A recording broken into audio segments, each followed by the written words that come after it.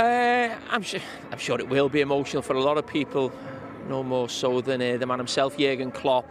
And listen, it's not just about this season or today. It's almost 9 years, and I mean, when I came in today, this place is unrecognisable from when Jurgen Klopp first came in. You think of sort of the two new stands. That's before you even get to sort of what we saw on the pitch, and he's almost been part of the old Liverpool and the new, in terms of, new training ground, new stadium, new team, getting back to winning ways. So yeah, there's a lot of memories to take in.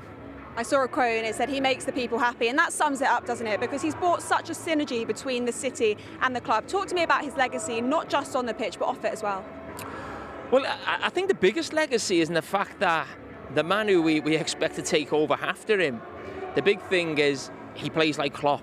So when you talk about replacing Jurgen Klopp, it's very difficult to replace the man. But it's almost like his legacy will be the style of football.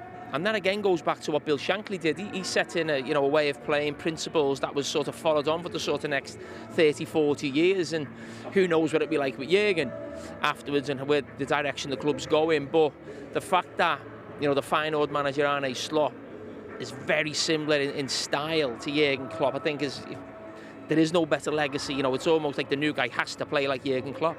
Yeah, and in 2013 on this day, you said your goodbyes at this very stadium. I want to touch on that. What would your message be to Jurgen Klopp, having gone through a similar emotion yourself? Listen, I don't think there's too much advice I can give Jurgen Klopp. He's been in this situation twice before with his former teams and got quite emotional. I just wanted the game to go well. Really, to be honest, I was really focused on the game and not getting too sort of caught up in the emotion of it. But that'll be different for Jurgen because he's not playing, he's on the side, he's listening to the crowd, he's looking at the Kop. But I think he'd be desperate to win the game as well. And listen, it's not the end of the world if Liverpool don't win the game. But it's always nice, isn't it? To see the Kop celebrating, a few goals going in, seeing Jurgen Klopp fist pump the Kop for the one last time. So, yeah, I mean, like anyone, try and take it all in. But it's going to be very difficult for him. Fist pumping the Kop for one last time. Jamie, can we expect any tears from you today?